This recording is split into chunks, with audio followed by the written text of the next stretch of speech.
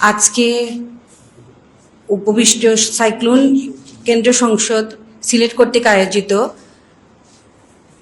আজকের যে মৌলানা মঈনুদ্দিন আহমেদ, উনি আমার চাচা বলতে উনার মেয়ে ইসমত হানিফা আর আমরা একসাথে লেখাপড়া করেছি। এবং কি আমি চাচা সম্বন্ধে কি বলবো, চাচা এক কথায় আমি একটা কথা উনার বলতে পারি যে অসাধারণ একজন ব্যক্তিত্ব ছিলেন উনি আপনারা পেপার পত্রিকায় দেখেছেন, পড়েছেন যে উনি অত্যন্ত দানশীল ব্যক্তি ছিলেন। উনি ইসলাম প্রচারেও যেভাবে এগিয়ে গিয়েছেন, শিক্ষা বিস্তারেও কাজ করেছেন, সমাজে সাহিত্য অঙ্গেও সমাজের সকল ক্ষেত্রে ওনার পদচারণা ছিল। আর ওনার সাথে আমার একটা আত্মার সম্পর্ক বলবো, সেটা আমার বান্ধবীর বদৌলতে নয়, আমার বাবার বদৌলতে। আমার বাবা ছিলেন পিটিআই ইনস্ট্রাক্টর।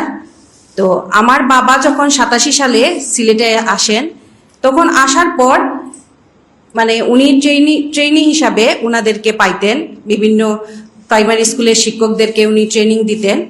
সেই হিসাবে চাচার সাথে আমি অনেক ছোট ছিলাম, আব্বার সাথে বিভিন্ন প্রোগ্রামে যাওয়া হতো। আমরা 2 বোন যাইতাম এবং আমরা 2 বোন বিভিন্ন প্রোগ্রামে মানে বিভিন্ন ছড়া বলেন, গান বলেন অংশগ্রহণ করতাম। ছোটবেলা বাবার সাথে গেলে যে প্রোগ্রামগুলোতে আমরা অংশগ্রহণ করেছি, তখন চাচা সব সময় গিয়ে ইসমত হানিফাকে বলতেন, মানে আমাদের পরিচয় একটাই ছিল, আমার স্যারের 2 মেয়ে।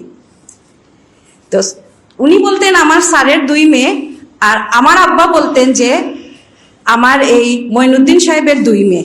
কি কারণে 2 মেয়ে বলতেন সেটা বলি। ইসমত হানিফা এবং আরিফা, ওরা 2 বোন কিন্তু একসাথে লেখাপড়া করেছে এবং আমরা একসাথেই পড়েছি। তো আব্বা সেই হিসাবে বলতেন আমার যদি 2 মেয়ে হয়ে থাকে আপনার 2 মেয়ে। তো আমাদের এইভাবেই আসলে একটা ছিল। আমি লাস্ট চাচা যখন অসুস্থ ছিলেন, অনেক অসুস্থ বিছানায়, তখন উনি ডিমেনশিয়ার রুগী, মানে কাউকে চিনেন, কখনো চিনেন না, এরকম পর্যায়ে।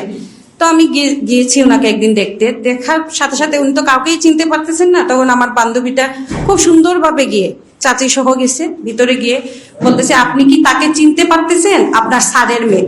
বলার সাথে সাথে উনি মশারির ভিতরে ছিলেন, হাতটা এইভাবে ধরে বলছেন চিনি। কিন্তু অনেক বছর পর, প্রায় 33 বছর পর ওনার সাথে আমার দেখা হয়েছে। তো চাচা আসলে সমাজ বিস্তারে যেভাবে কাজ করে গেছেন, আমরা যদি আসলে আমাদের পূর্বজদের অগ্রজ যারা আছেন তাদের দেখানো পথে চলি, আমার মনে হয় সমাজে কোনো থাকবে না, সমস্যা থাকবে না। ওনাদের দেখানো পথে আমরা অনেকে কিন্তু আমাদের পথ থেকে বিচ্যুত হয়ে যাই। আমরা যদি আমাদের পূর্বজ যারা যে দেখানো ভালো পথ দেখিয়ে গিয়েছেন, কিভাবে শিক্ষা বিস্তারে আমাদের কাজ করতে হবে, কিভাবে সমাজে সাহায্য সহযোগিতা করতে হবে, কোন আঙ্গিকে করতে হবে, সেইগুলো কিন্তু ওনাদের কর্মের মাধ্যমে ওনারা প্রতিষ্ঠিত। ওনাদেরকে সবসময় ওনাদের কর্মের মাধ্যমে, কাউকেই কিন্তু চিরজীবন বেঁচে থাকতে হবে না। আমাদের এই একজন ভাই বলে গিয়েছেন যে জন্মিলে তো অবশ্যই মরিতে হইবে, এটা তো আমাদের আল্লাহই বলে গিয়েছেন, আমি দিয়েছি জান, আমি নিব প্রাণ। তো সেই ক্ষেত্রে আমাদের খেয়াল রাখতে হবে আমরা ভালো কাজ করি, সবাই মিলে যদি ভালো কাজ করি, আমার মনে হয় সেটা শুধু চাচার না, বাকি সবার জন্য, সমাজের জন্য, আমাদের সবার জন্য উপকার হবে। ধন্যবাদ, আমি আর কিছু বলছি না। ধন্যবাদ। আল্লাহ চাচাকে যেন জান্নাতের উচ্চ মাকাম স্থানে নেন এবং আমরা চাচার জন্য প্রত্যেক বেলা যেন দোয়া করতে পারি। সবার বাবা মা যেন যারা জীবিত আছেন তাদের খেয়াল রাখি। আমরা খেয়াল রাখি না, এটা বাস্তব সত্য। বাইরে বের হয়ে যাচ্ছি, ধরেন আমি বের হয়ে গেলাম, আমার বাবা মারা গেছেন বিগত 1.5 বছর আগে, আমার বাবাও মারা গেছেন এই দুনিয়া থেকে।